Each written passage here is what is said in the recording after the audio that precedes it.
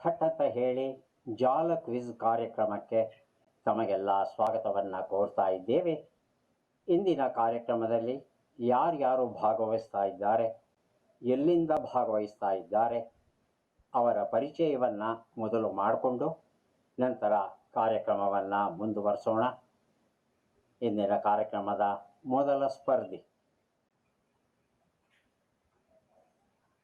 ನನ್ನ ಹೆಸರು ರಾಘವೇಂದ್ರ. ನಾನು ಮೈಸೂರಿನ ನಿವಾಸಿ. ನಾನು ಎಕ್ಸೆಲ್ ಸಾಫ್ಟ್ವೇರ್ ಕಂಪನಿಯಲ್ಲಿ ಉದ್ಯೋಗ ಮಾಡುತ್ತಿದ್ದೇನೆ. ನನ್ನ ಹವ್ಯಾಸ ಪುಸ್ತಕ ಓದುವುದು, ಚಂದನ ಕಾರ್ಯಕ್ರಮ ನೋಡುವುದು ಮತ್ತು ಕ್ರಿಕೆಟ್ ಆಡುವುದು. ಬಹಳ ಸಂತೋಷ ರಾಘವೇಂದ್ರ, ಕಾರ್ಯಕ್ರಮಕ್ಕೆ ಸ್ವಾಗತವನ್ನು ಕೋರ್ತಾ ಇದ್ದೇವೆ ತಮಗೆ. ಮುಂದಿನ ಸ್ಪರ್ಧಿ. ಎಲ್ಲರಿಗೂ ನಮಸ್ಕಾರ. ನನ್ನ ಹೆಸರು ಅಖಿಲ MS. ನಾನು ಬೆಂಗಳೂರಿನ ನಿವಾಸಿ. ನಾನು ಲೆಕ್ಕ ಪರಿಶೋಧಕ ಪರೀಕ್ಷೆಯ ಅಂತಿಮ ಘಟ್ಟಕ್ಕೆ ತಯಾರಿ ನಡೆಸುತ್ತಿದ್ದೇನೆ. ನನ್ನ ಹವ್ಯಾಸಗಳು ಅಡುಗೆ ಮಾಡುವುದು, ಮನೆಯಲ್ಲಿ ಗಿಡ ಬೆಳೆಸುವುದು ಹಾಗೂ ಶಾಸ್ತ್ರೀಯ ಸಂಗೀತವನ್ನು ಆಲಿಸುವುದು. ತುಂಬ ಸಂತೋಷ ಅಖಿಲ ಅವರೇ, ಕಾರ್ಯಕ್ರಮಕ್ಕೆ ಸ್ವಾಗತವನ್ನು ಕೋರ್ತಾ ಇದ್ದೇವೆ ತಮಗೆ. ಮುಂದಿನ ಸ್ಪರ್ಧಿ.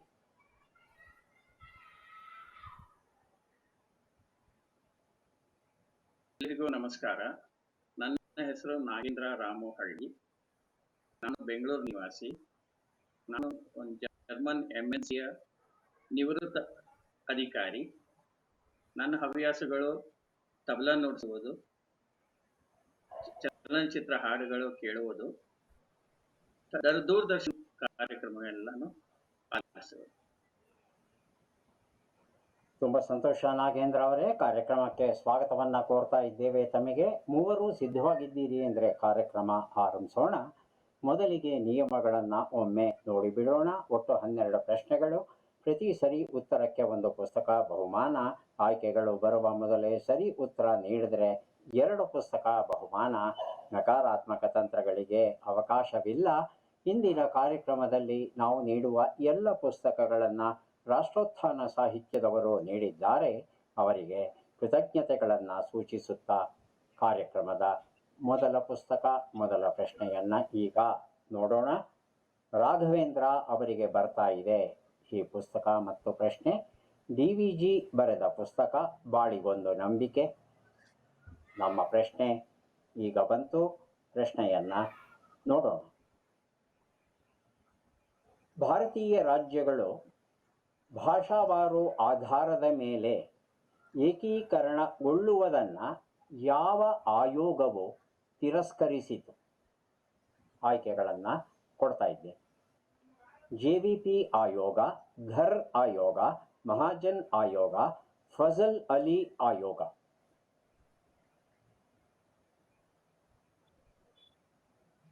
ಸರ್, ಮಹಾಜನ ಆಯೋಗ ಮೂರನೆಯ. ಮಹಾಜನ್ ಆಯೋಗ ಆಯ್ಕೆ 3 ಅಂತ ಹೇಳ್ತಾ ಇದ್ದೀರಿ, ಹೌದಾ ಅಖಿಲ? ಸರ್, ಆಯ್ಕೆ 4 ಫಜಲ್ ಅಲಿ ಆಯೋಗ. ಫಜಲ್ ಅಲಿ ಆಯೋಗ. ಉತ್ತರವನ್ನ ನೋಡು.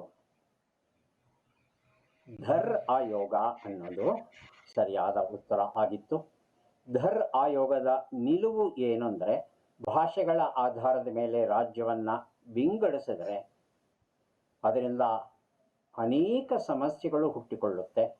ಆ ಎಲ್ಲ ಸಮಸ್ಯೆಗಳನ್ನು ನಿವಾರಿಸಬೇಕಾದ್ರೆ ಭಾಷೆಗಳ ಆಧಾರದ ಮೇಲೆ ರಾಜ್ಯಗಳನ್ನು ರೂಪಿಸಬೇಡಿ. ಅಮೆರಿಕದವರು ಮಾಡಿದ ಹಾಗೆ ಒಂದು ಇಂಚು ಪಟ್ಟಿಯನ್ನು, ಒಂದು ಸ್ಕೇಲ್ ಸಹಾಯದಿಂದ ಒಂದಷ್ಟು ಗೆರೆಗಳನ್ನು ಎಳೆದು ಭೂಭಾಗಗಳನ್ನು ವಿಂಗಡಿಸಿ ಪ್ರಾಂತಗಳನ್ನಾಗಿ ಮಾಡಿ ಸುವ್ಯವಸ್ಥಿತ ಆಡಳಿತಕ್ಕೆ ಅವಕಾಶ ಮಾಡಿಕೊಡೋಣ ಅಂತ ಹೇಳ್ತಾರೆ. ಆದರೆ ಘರ್ ಆಯೋಗದ ಈ ನಿಲುವನ್ನು ಕರ್ನಾಟಕ ಏಕೀಕರಣ ಸಮಿತಿ ಏನಿದೆ ಇದು ಒಪ್ಪಲ್ಲ ಕರ್ನಾಟಕದಲ್ಲಿ. ಹಾಗೆಯೇ ಇತರ ಭಾಷೆಗಳನ್ನು ಆಡುವ ಜನ ಯಾರಿದ್ರು ಅವರೂ ಒಪ್ಪಲ್ಲ. ಕಾಂಗ್ರೆಸ್ ಜಯಪುರ ಸಮಾವೇಶದಲ್ಲಿ ಸಹ ಇದನ್ನು ಪ್ರಸ್ತಾಪಿಸಿ ಹೇಳುತ್ತೆ, ಇಲ್ಲ ನಮಗೆ ಇಷ್ಟ ಇಲ್ಲ. ಘರ್ ಹೇಳ್ತಾ ಇರೋದು ಭಾಷೆಗಳ ಆಧಾರದ ಮೇಲೆ ರಚಿಸೋಣ ಅನ್ನೋ ನಿಲುವನ್ನು ವ್ಯಕ್ತಪಡಿಸುತ್ತೆ. ಹಾಗಾಗಿ ಭಾಷೆಗಳ ಆಧಾರದ ಮೇಲೆ ರಾಜ್ಯಗಳನ್ನು ರೂಪಿಸಬೇಕಾ ಅನ್ನೋದನ್ನು ವಿಚಾರ ಮಾಡಲಿಕ್ಕೆ ಸರ್ಕಾರ ಇನ್ನೊಂದು ಆಯೋಗವನ್ನು ರೂಪಿಸಬೇಕಾಗುತ್ತೆ. ಮುಂದಿನ ಪುಸ್ತಕ ಮತ್ತು ಪ್ರಶ್ನೆ. ಭಾರತೀಯ ಸಂಸ್ಕೃತಿ ಸಾನೆ ಗುರೂಜಿ ಬರೆದಿರುವಂಥದ್ದು. ನಮ್ಮ ಪ್ರಶ್ನೆ ಅಖಿಲ ಅವರಿಗೆ, ಇವರಲ್ಲಿ ಯಾರು JVP ಆಯೋಗದಲ್ಲಿ ಇರಲಿಲ್ಲ ಅನ್ನೋದನ್ನು ನೆನಪಲ್ಲಿ ಇಟ್ಕೊಂಡು ಉತ್ತರ ಕೊಡಿ. ಆಯ್ಕೆಗಳು: ಗಾಂಧಿ, ನೆಹರು, ಪಟೇಲ್, ಪಟ್ಟಾಭಿ ಸೀತಾರಾಮಯ್ಯ. ಸರ್ ಆಯ್ಕೆ 2 ನೆಹರು. ನೆಹರು ಇರಲಿಲ್ಲ ಅಂತ ತಮ್ಮ ಅನಿಸಿಕೆ. ಹೌದಾ ನಾಗೇಂದ್ರ? ಊಹೆ ಮಾಡ್ತಾ ಇದ್ದೀನಿ. ಆಯ್ಕೆ 4 ಪಟ್ಟಾಭಿ ಸೀತಾರಾಮಯ್ಯ. ಪಟ್ಟಾಭಿ ಸೀತಾರಾಮಯ್ಯ ಇರಲಿಲ್ಲ ಅಂತ, ಹೌದಾ? ಉತ್ತರವನ್ನ ನೋಡೋಣ. ಗಾಂಧಿ ಇರಲಿಲ್ಲ. JVP ಆಯೋಗ ಅಂತ ಹೇಳ್ತಂದ್ರೆ Jawaharlal Nehru J, Vallabhbhai Patel V, Pattabhi Sitaramayya P, JVP ಆಯೋಗ ಅಂತ. ಈ ಆಯೋಗದವರೇನು ಮಾಡ್ತಾರೆ, ತೆಲುಗು ಭಾಷೆಯನ್ನು ಮಾತನಾಡುವ ಜನ ಇರ್ತಕ್ಕಂಥ ಪ್ರದೇಶಗಳನ್ನೆಲ್ಲ ಸೇರಿಸಿ ಆಂಧ್ರ ಪ್ರದೇಶ ಅಂತ ಹೊಸ ರಾಜ್ಯವನ್ನು ರೂಪಿಸೋಣ ಅಂತ ಒಪ್ಕೋತಾರೆ ಇವರು ಮೂವರೂ. ಅದೇ ವೇಳೆಯಲ್ಲಿ ಕರ್ನಾಟಕ ಏಕೀಕರಣ ಸಮಿತಿ ಕನ್ನಡ ಮಾತನಾಡುವ ಭಾಷಾ ಪ್ರದೇಶಗಳನ್ನು ಒಗ್ಗೂಡಿಸಬೇಕು ಅಂತ ಏನು ಅಹವಾಲನ್ನು ಸಲ್ಲಿಸಿರುತ್ತೆ, ಅದಕ್ಕೆ ಬೆಲೆ ಕೊಡಲ್ಲ, ನಿರ್ಲಕ್ಷ್ಯ ಮಾಡಿಬಿಡ್ತಾರೆ. ಹಾಗಾಗಿ ಕರ್ನಾಟಕ ಏಕೀಕರಣ ಸಮಿತಿ ಏನಿತ್ತು ಅದೊಂದು ರಾಜಕೀಯ ಪಕ್ಷವಾಗಿ ತಮ್ಮನ್ನು ತಾವೇ ಬದಲಾಯಿಸಿಕೊಳ್ಳುತ್ತೆ, ತನ್ನನ್ನು ತಾನೇ ಬದಲಾಯಿಸಿಕೊಂಡು 1951 ಚುನಾವಣೆಯಲ್ಲಿ ಸ್ಪರ್ಧಿಸುತ್ತೆ. ಇದು ಬಹಳ ಬಹಳ ಮುಖ್ಯವಾದ ಒಂದು ಕಾಲಘಟ್ಟ ನಮ್ಮ ಕರ್ನಾಟಕದ ಇತಿಹಾಸದಲ್ಲಿ. ಮುಂದಿನ ಪುಸ್ತಕ ಮತ್ತು ಪ್ರಶ್ನೆ. ನಮಗೆ ನಾವೇ ಪರಿಕೀಯರು, ರಮಾನಂದ ಐನಕೈ ಬರೆದಿರುವಂತಹ ಪುಸ್ತಕ. ಪ್ರಶ್ನೆ: ಯಾವ ಉಪಚುನಾವಣೆಯಲ್ಲಿ ಕಾಂಗ್ರೆಸ್ ಸೋತ ಕಾರಣ ನೆಹರು ಫಜಲ್ ಅಲಿ ಆಯೋಗವನ್ನು ರಚಿಸಬೇಕಾಯಿತು? ಆಯ್ಕೆಗಳನ್ನು ನೋಡೋಣ.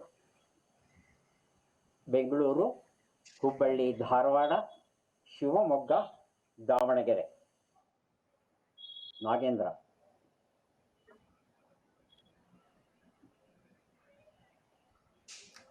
ನಾಗೇಂದ್ರ ಅವರೇ? ಆಯ್ಕೆ 2 ಹುಬ್ಬಳ್ಳಿ ಧಾರವಾಡ. ಹೌದಾ? ನೋಡೋಣ. ಹುಬ್ಬಳ್ಳಿ ಧಾರವಾಡ ಸರಿಯಾದ ಉತ್ತರ. JVP ಆಯೋಗದಲ್ಲಿ ಕರ್ನಾಟಕ ರಚನೆಗೆ ಕನ್ನಡ ಭಾಷೆಗಳನ್ನು ಆಡುವ ಭೂಭಾಗಗಳ ಏಕೀಕರಣಕ್ಕೆ ಒಪ್ಪದೇ ಇದ್ದಾಗ ಉಪಚುನಾವಣೆ ಬರುತ್ತೆ ಹುಬ್ಬಳ್ಳಿ ಧಾರವಾಡದ್ದು. ಆಗ ಕರ್ನಾಟಕ ಏಕೀಕರಣ ಸಮಿತಿ ಕರ್ನಾಟಕ ಏಕೀಕರಣ ಪಕ್ಷವಾಗಿ 1951 ಚುನಾವಣೆಗೆ ನಿಂತಾಗ ಅಭೂತಪೂರ್ವ ವಿಜಯವನ್ನು ಸಾಧಿಸುತ್ತೆ. ಕಾಂಗ್ರೆಸ್ ಆಗಷ್ಟೇ ಸ್ವಾತಂತ್ರ್ಯ ಬಂದಿರುವ ಹೊತ್ತಲ್ಲಿ ಇರುತ್ತಲ್ವಾ, ಬಹಳ ಹೀನಾಯವಾಗಿ ಸೋಲನ್ನು ಕಾಣುತ್ತೆ ಕಾಂಗ್ರೆಸ್ ಪಕ್ಷ. ಈ ಸೋತು ಕೂಡಲೇ ನೆಹರುಗೆ ಎಲ್ಲೋ ಒಂದು ಕಡೆಗೆ ಭಯ ಆಗುತ್ತೆ. ಹೀಗೆ ಬಿಟ್ಬಿಟ್ರೆ ಈ ಕರ್ನಾಟಕ ಏಕೀಕರಣ ಪಕ್ಷ ಕಾಂಗ್ರೆಸ್ಗೆ ಸವಾಲು ಹಾಕಬಹುದು ಅನ್ನೋ ಭೀತಿಯಲ್ಲಿ ಅವರೇನು ಮಾಡ್ತಾರೆ, ಫಜಲ್ ಅಲಿ ಅನ್ನೋ ಹೊಸ ಆಯೋಗವನ್ನು ರೂಪಿಸ್ತಾರೆ. ಕರ್ನಾಟಕ ಏಕೀಕರಣದ ಪಕ್ಷದ ಸದಸ್ಯನ ಗೆಲುವು ಏನಿದೆ ಇದನ್ನು ಅವ್ರ ಕೈಯಲ್ಲಿ ತಡ್ಕೊಳ್ಳಿಕ್ಕೆ ಆಗೋದಿಲ್ಲ. ಮುಂದಿನ ಪುಸ್ತಕ ಮತ್ತು ಪ್ರಶ್ನೆಯನ್ನು ಈಗ ನೋಡೋಣ. ಅಗ್ನಿಪಥಿಕೆ ನಿವೇದಿತ SR ರಾಮಸ್ವಾಮಿ ಬರೆದಂತಹ ಪುಸ್ತಕ. ಪ್ರಶ್ನೆ ಬರ್ತಾ ಇದೆ ರಾಘವೇಂದ್ರ ಅವರಿಗೆ. ಈ ಚಿತ್ರದಲ್ಲಿರುವವರನ್ನ ಗುರುತಿಸಿ ಚಿತ್ರವನ್ನು ನೋಡೋಣ.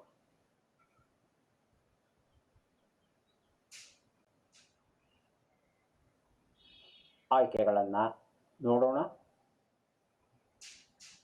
ಸಜಾ ನಾಗಲೋಟಿ ಮಠ್, PV ಹೆಗಡೆ, ಪಾಟೀಲ್ ಶಂಕರ್ ಮೆಡಿಕೇರಿ. ಯಾರಿರಬಹುದು ರಾಘವೇಂದ್ರ? ಸರ್ ಪಾಟೀಲ್ ಶಂಕರ್ ಇರ್ಬೋದು ಸರ್. ಆಯ್ಕೆ 2 ಗೆಸ್ ಮಾಡ್ತಾ ಇದ್ದೀನಿ. 3 ಸರ್. 3 ಆಯ್ಕೆ 3 ಪಾಟೀಲ್ ಶಂಕರ್. ಹೌದಾ ಅಖಿಲ? ಹೌದು ಸರ್. ಸರ್ ಆಯ್ಕೆ 1 ಊಹೆ ಮಾಡ್ತಿದ್ದೀನಿ, ಸಜ ನಾಗಲೋಟಿ ಮಠ್. ಉತ್ತರವನ್ನು ನೋಡೋಣ. ಸಜಾ ನಾಗ್ಲೋಟಿ ಮಠ್ ಉತ್ತರ ಸರಿಯಾಗಿದೆ. ಪುಸ್ತಕವನ್ನು ಅಖಿಲ ಅವರಿಗೆ ಕೊಡ್ತಾ ಇದ್ದೇನೆ. ನಾಗ್ಲೋಟಿ ಮಠ್ ಅವರು ನಮ್ಮ ಕರ್ನಾಟಕ ಕಂಡಂಥ ಅತ್ಯುತ್ತಮ ವೈದ್ಯರಲ್ಲಿ ಒಬ್ಬರು. ಇವರು ಎಷ್ಟು ಉತ್ತಮ ವೈದ್ಯರಾಗಿದ್ದರೋ ಅದಕ್ಕಿಂತಲೂ ಹೆಚ್ಚಿನ ಆದರ್ಶ ಪುರುಷರಾಗಿದ್ದರು, ಪ್ರಾಮಾಣಿಕ ವ್ಯಕ್ತಿಯಾಗಿದ್ದರು. ಅವರ ಪ್ರಾಮಾಣಿಕತೆಗೇ ನಮ್ಮ ಜನ ಬೆಲೆ ಕೊಡದೆ ಅವರಿಗೆ ಎಷ್ಟು ನೋವನ್ನು ಕೊಡ್ತಾರೆ ಅನ್ನೋದನ್ನು ತಿಳ್ಕೋಬೇಕಾದ್ರೆ ಅವರ ಆತ್ಮಚರಿತ್ರೆ ಬಿಚ್ಚಿದ ಜೋಳಿಗೆಯನ್ನು ಒಮ್ಮೆ ಓದಬೇಕಾಗುತ್ತೆ. ಅದ್ಭುತವಾದ ಸಂಶೋಧಕರು ಹೌದು ಸಜಾ ನಾಗ್ಲೋಟಿ ಮಠ್. ಮುಂದಿನ ಪುಸ್ತಕ ಮತ್ತು ಪ್ರಶ್ನೆ ಅಖಿಲ ಅವರಿಗೆ. ನಾಗರಿಕತೆಗಳ ಸಂಘರ್ಷ, ಎಸ್ ಆರ್ ರಾಮಸ್ವಾಮಿ ಬರೆದಿರುವಂಥದ್ದು. ಪ್ರಶ್ನೆ: ಈ ಚಿತ್ರದಲ್ಲಿರುವವರನ್ನ ಗುರುತಿಸಿ. ಚಿತ್ರವನ್ನು ನೋಡೋಣ. ಸರ್, ಜಯಚಾಮರಾಜೇಂದ್ರ ಒಡೆಯರ್ ಅವರು. ಹೌದಾ? ಆಯ್ಕೆಗಳನ್ನು ನೋಡಿ ತಮ್ಮ ಉತ್ತರವನ್ನು ಪರೀಕ್ಷೆ ಮಾಡೋಣ. ಮುಮ್ಮಡಿ ಕೃಷ್ಣರಾಜ ಒಡೆಯರ್, ನಾಲ್ವಡಿ ಕೃಷ್ಣರಾಜ ಒಡೆಯರ್, ಜಯಚಾಮರಾಜೇಂದ್ರ ಒಡೆಯರ್, ಶ್ರೀಕಂಠದತ್ತ ನರಸಿಂಹರಾಜ ಒಡೆಯರ್. ಅಖಿಲ ಅವರೇ, ಜಯಚಾಮರಾಜೇಂದ್ರ ಒಡೆಯರ್ ಸರಿಯಾದ ಉತ್ತರನ ಪರೀಕ್ಷೆ ಮಾಡ್ಬೋದಾ? ಪರೀಕ್ಷಿಸೋಣ. ಜಯಚಾಮರಾಜೇಂದ್ರ ಒಡೆಯರ್ ಅನ್ನೋದು ಸರಿಯಾದ ಉತ್ತರ. ಆಯ್ಕೆಗಳು ಬರೋದಕ್ಕೆ ಮೊದಲೇ ಸರಿ ಉತ್ತರ ಕೊಟ್ಟಿದ್ದೀರಿ ಅಖಿಲ. ಹಾಗಾಗಿ ತಮಗೆ 2 ಪುಸ್ತಕಗಳನ್ನು ಕೊಡ್ತಾ ಇದ್ದೇವೆ. ಜಯಚಾಮರಾಜೇಂದ್ರ ಒಡೆಯರ್ ಅವರು ಕೇವಲ ಅರಸರು ಮಾತ್ರ ಆಗಿರಲಿಲ್ಲ, ಅವರು ಅದ್ಭುತವಾದ ಸಂಗೀತ ತಜ್ಞರು ಸಹ ಆಗಿದ್ದರು. ಹೆಚ್ಚು ಕಡಿಮೆ 100 ಕೀರ್ತನೆಗಳನ್ನು ಬರೆದಿದ್ದಾರೆ. ಅದರಲ್ಲೂ ದೇವಿಗೆ ಸಂಬಂಧಪಟ್ಟ ಹಾಗೆ ಅವರು ಬರೆದಿರುವ ಕೀರ್ತನೆಗಳನ್ನು ಇವತ್ತಿಗೂ ಸಹ ಅನೇಕ ಸಂಗೀತಗಾರರು ಹಾಡ್ತಾರೆ.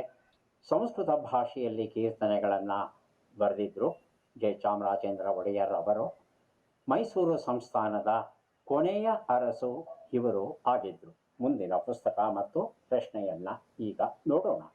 ನ್ಯಾಯಾಲಯಗಳಲ್ಲಿ ಸ್ವಾತಂತ್ರ್ಯ ಹೋರಾಟ, NP ಶಂಕರನಾರಾಯಣ ರಾವ್ ಬರೆದಂಥ ಪುಸ್ತಕ ಇದು.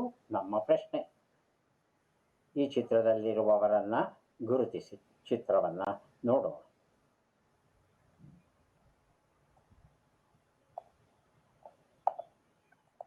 ಸರ್, ಇವರು ಇಸ್ರೋ ಅವರ ಅಧ್ಯಕ್ಷರು ಡಾಕ್ಟರ್ ಶಿವನ್ ಅವರು.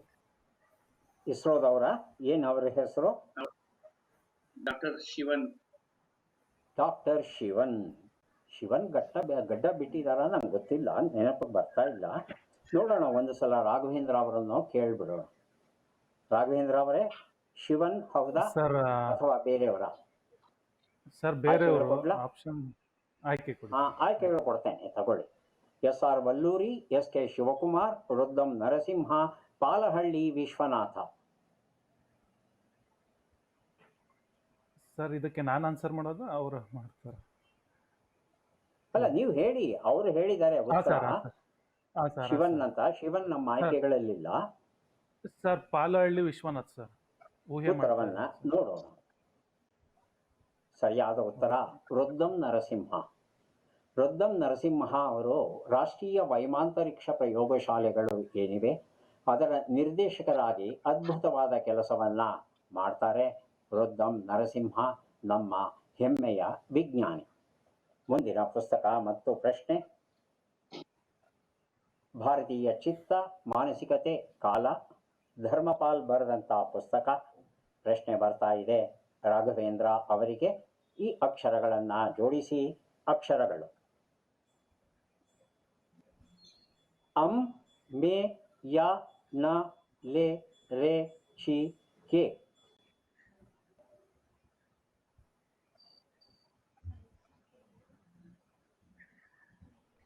ಅಖಿಲ ಅವರು ಸಹ ಉತ್ತರ ಕೊಡೋದಕ್ಕೆ ಸಿದ್ಧರಾಗಬೇಕು.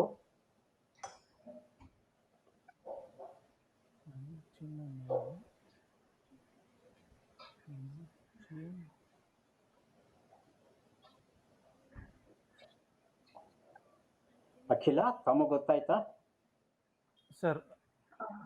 ನಾವು ರಾಘವೇಂದ್ರ ಹೇಳ್ತೀರಾ ಸರ್? ಅಂಚಿನ ಕೆರೆಯ ಅಂಚಿನ ಮೇಲೆ ಸರ್. ಕೆರೆಯ ಅಂಚಿನ ಮೇಲೆ. ಹೌದಾ? ನೋಡೋಣ. ಕೆರೆಯ ಅಂಚಿನ ಮೇಲೆ ಉತ್ತರ ಸರಿಯಾಗಿದೆ. ಪುಸ್ತಕವನ್ನು ತಮಗೆ ಕೊಟ್ಟಿದ್ದೇನೆ. ಮುಂದಿನ ಪ್ರಶ್ನೆ ಮತ್ತು ಪುಸ್ತಕ ಅಖಿಲ ಅವರಿಗೆ ಸಾರ್ಥಕ ಜೀವನದ ಹಾಸುಹೊಕ್ಕು, ಚಂಪಾ ಬಿಶಿಕರ್ ಬರೆದಿರುವಂಥದ್ದು. ನಮ್ಮ ಪ್ರಶ್ನೆ, ಈ ಅಕ್ಷರಗಳನ್ನು ಜೋಡಿಸಿ. ಅಕ್ಷರಗಳು ಮ, ಹಿ, ತಿ, ಮಿಂ, ನಿ, ದೆ, ಚು, ಮ. ಮಿಂಚುತ್ತಿದೆ,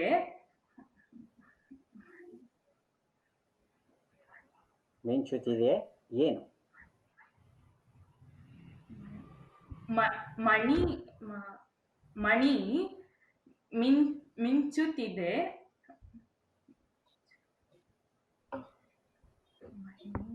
ಎಂತ ಮಣಿ ಮಿಂಚ್ತಾ ಇದೆ?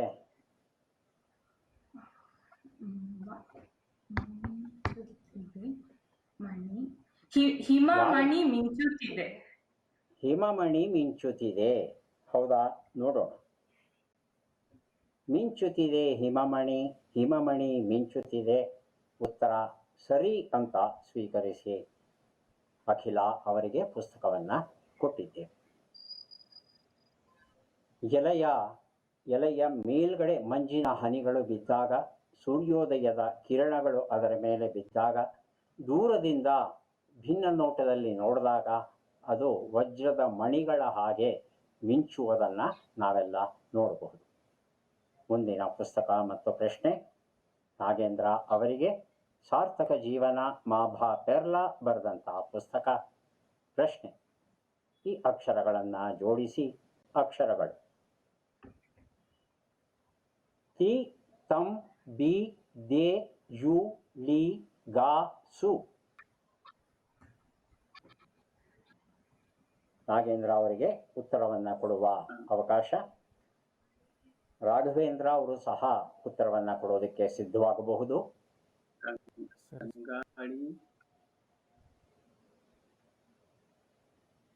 ತಂಗಾಳಿ ಬೀಸುತ್ತಿದೆ.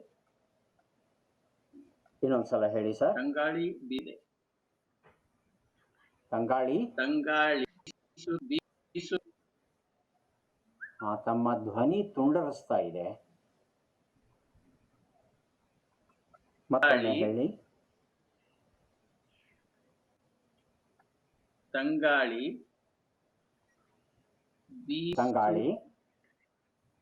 ಬೀಸುತ್ತಿದೆ. ತಂಗಾಳಿ ಬೀಸುತ್ತಿದೆ ಅಂದ್ರೆ 7 ಅಕ್ಷರ ಆಯ್ತು. ಒಂದೇ ಒಂದು ಅಕ್ಷರವನ್ನ ತಾವು ಕೊಡ್ತಾ ಇಲ್ಲ. ಯಾವುದೋ ಆ ಅಕ್ಷರ ಹುಡುಕ್ಬಿಟ್ಟು ಆ ಅಕ್ಷರವನ್ನ ಸೇರಿಸಿ ಅಂತಿಮ ಉತ್ತರ ಕೊಡಿ. ತಂಗಾಳಿ ಬೀಸುತ್ತಿದೆ, ಹೌದಾ? ನೋಡೋದಕ್ಕೆ ಇನ್ನೊಂದು ಅಕ್ಷರ ಬೇಕು. ಸರ್ ನಾನು ಹೇಳ್ಬೋದಾ ಸರ್? ಇಲ್ಲ, ಬೇಡ ಬೇಡ ಬೇಡ. ಸರಿ, ಹೇಳಿ ನಾಗೇಂದ್ರ. ತಂಗಾಳಿ ಬೀಸುತ್ತಿದೆಯೇ? ಬೀಸುತ್ತಿದೆಯೇ? ಎ ಎಲ್ಲೂ ಇಲ್ಲ. ಇಲ್ಲ. ತಂಗಾಳಿ ಯಾನೂ ಇಲ್ಲ.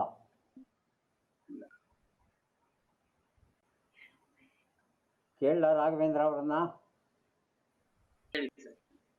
ಒಂದಕ್ಷರ ನೀವು ಕೊಡಬೇಕಾಗಿರೋದು ಅಷ್ಟೇ. ಅದೇ ನೋಡ್ತಾ ಇದ್ದೀನಿ, ಸ್ವಲ್ಪ ಕನ್ಫ್ಯೂಸ್ ಆಗ್ತಾ ಇದೆ. ಏನ್ ಮಾಡ್ಲಿ, ನೀವೇ ಹೇಳಿ. ತಂಗಾಳಿ ಸುವ, ತಂಗಾಳಿ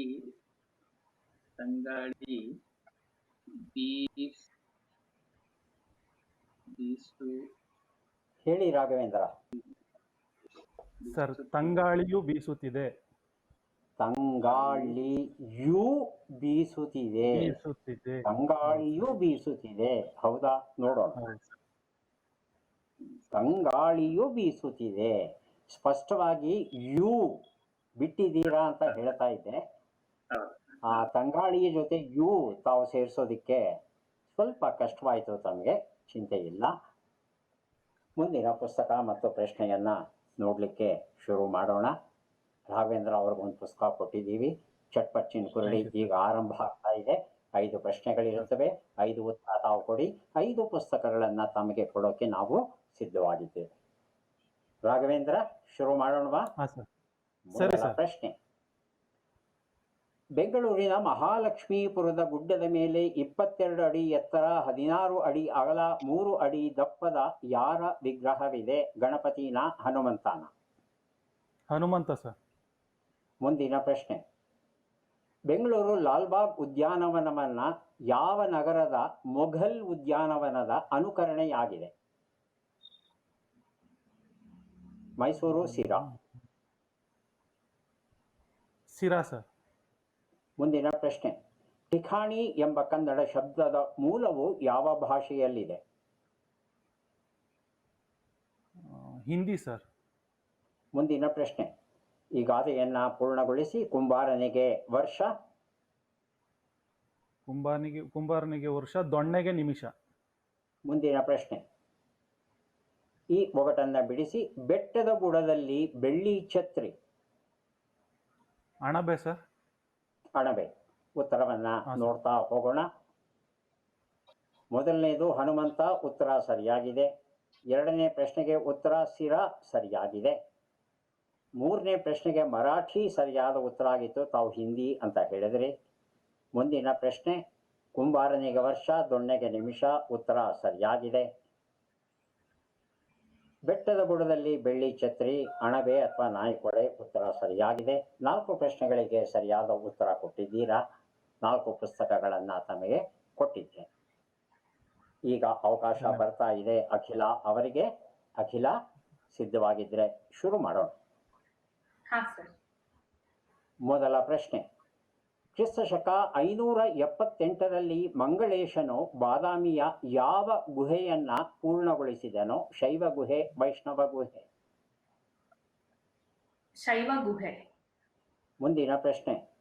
1938ರಲ್ಲಿ ಮೈಸೂರು ಮಹಾರಾಜರು ಅರಣ್ಯಕ್ಕೆ ಸಂಬಂಧಿಸಿದ ಸಂಶೋಧನಾ ಸಂಸ್ಥೆಯನ್ನ ಆರಂಭಿಸಿದರು, ಯಾವುದದು? Forest research laboratory, forest resource centre? Forest resource centre. ಮುಂದಿನ ಪ್ರಶ್ನೆ. ಜಂಬರ ಎನ್ನುವ ಶಬ್ದವು ಕನ್ನಡಕ್ಕೆ ಯಾವ ಭಾಷಾ ಮೂಲದಿಂದ ಬಂದಿದೆ? ಅರಬ್ಬಿ. ಮುಂದಿನ ಪ್ರಶ್ನೆ. ಈ ಗಾದೆಯನ್ನ ಪೂರ್ಣಗೊಳಿಸಿ. ಕುಡಿಯಲಾರದವಳು? ಗೊತ್ತಿಲ್ಲ ಸರ್. ಮುಂದಿನ ಪ್ರಶ್ನೆ. ಈ ಒಗಟನ್ನ ಪೂರ್ಣಗೊಳಿಸಿ. ಮುಳ್ಳು ಹಂದಿಯ ಹೊಟ್ಟೆಯಲ್ಲಿ 300 ಮಕ್ಕಳು? ಗೊತ್ತಿಲ್ಲ ಸರ್. ಉತ್ತರವನ್ನ ನೋಡ್ತಾ ಹೋಗೋಣ. ಒಂದು ಉತ್ತರ ವೈಷ್ಣವ ಗುಹೆ ಆಗಿತ್ತು, ಶೈವ ಗುಹೆ ಅಂತ ತಾವು ಹೇಳಿದ್ರಿ. 2 ಉತ್ತರ ಫಾರೆಸ್ಟ್ ರಿಸರ್ಚ್ ಲ್ಯಾಬೋರೇಟರಿ ಆಗಿತ್ತು, ಉತ್ತರವನ್ನ ತಾವು ಕೊಡಲಿಲ್ಲ. 3 ಉತ್ತರ ತುಳು ಭಾಷೆಯಿಂದ ಜಂಬರ ಅನ್ನೋದು ಕನ್ನಡಕ್ಕೆ ಬಂದಿದೆ, ಉತ್ತರ ಕೊಟ್ಟಿಲ್ಲ. 4ನೇದು ಕುಣಿಯಲಾರದವಳು ನೆಲ ಡೊಂಕೆಂದಳಂತೆ ಅನ್ನೋದು ಸರಿಯಾದ ರೂಪ ಆಗಿತ್ತು, ಉತ್ತರ ಕೊಟ್ಟಿಲ್ಲ. ಹಾಗೂ ಕೊನೆಯ ಪ್ರಶ್ನೆ. ಹಲಸಿನ ಹಣ್ಣು. ಹಣ್ಣನ್ನು ಕೊಯ್ದರೆ ಅದೆಷ್ಟು ತೊಳೆಗಳಿರುತ್ತೋ ಗೊತ್ತಿಲ್ಲ. ನಮ್ಮ ಜಾನಪದ ಕವಿ 300 ಮಕ್ಕಳು ಅಂತ ಹೇಳುವ. ಈ ಒಂದು ಸುತ್ತಲ್ಲಿ ತಮಗೆ ಯಾವುದೇ ಪುಸ್ತಕ ಬರ್ತಾ ಇಲ್ಲ. ಈಗ ಅವಕಾಶ ನಾಗೇಂದ್ರ ಅವರಿಗೆ. ನಾಗೇಂದ್ರ ಅವರೇ, ಉತ್ತರವನ್ನ ಸ್ಪಷ್ಟವಾಗಿ ಕೊಡಿ. ತಮ್ಮ ಮೊದಲ ಪ್ರಶ್ನೆ. ಕರ್ಕಿ ವೆಂಕಟರಮಣ ಶಾಸ್ತ್ರಿಯವರು ಬರೆದ ಮೊದಲ ಪ್ರಹಸನದ ಹೆಸರೇನು?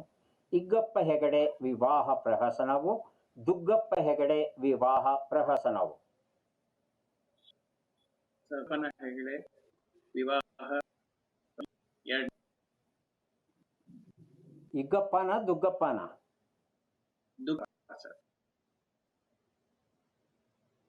ದುಗ್ಗಪ್ಪನ?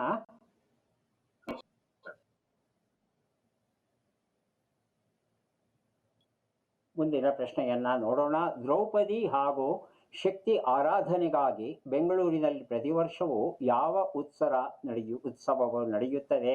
ಸಿಡಿ ಜಾತ್ರೆ, ಕರಗ? ಕರಗ ಸರ್. ಮುಂದಿನ ಪ್ರಶ್ನೆ. ಊರುಕೇರಿ ಇದು ಯಾರ ಆತ್ಮಚರಿತ್ರೆ? ದೇವನೂರು ಮಹಾದೇವ, ಸಿದ್ಧಲಿಂಗಯ್ಯ? ದೇವನೂರು ಮಹಾದೇವ. ಮುಂದಿನ ಪ್ರಶ್ನೆ, ಈ ಗಾದೆಯನ್ನು ಪೂರ್ಣಗೊಳಿಸಿ. ಕೈ ಕೆಸರಾದರೆ ಬಾಯಿ ಮೊಸರೆಂದು. ಮುಂದಿನ ಪ್ರಶ್ನೆ, ಈ ಒಗಟನ್ನು ಬಿಡಿಸಿ. ಕುಡಿಕೆಯಲ್ಲಿ ಮೆಣಸು.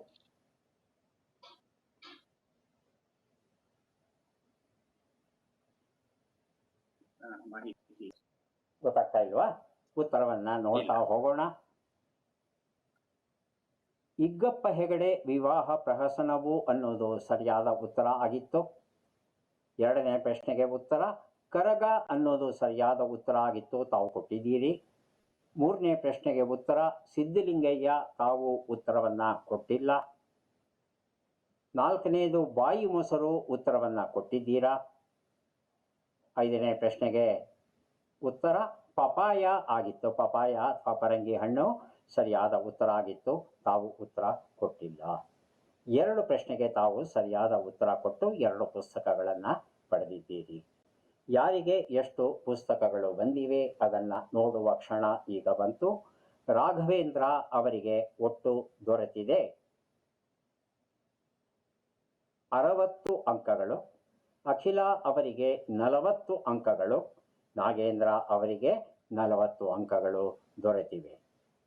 ಮೂವರಿಗೂ ಸಹ ಅಭಿನಂದನೆಗಳನ್ನು ಸಲ್ಲಿಸ್ತಾ ಇದ್ದೇವೆ. ಮತ್ತೆ ಭೇಟಿಯಾಗೋಣ. ನಮಸ್ಕಾರ.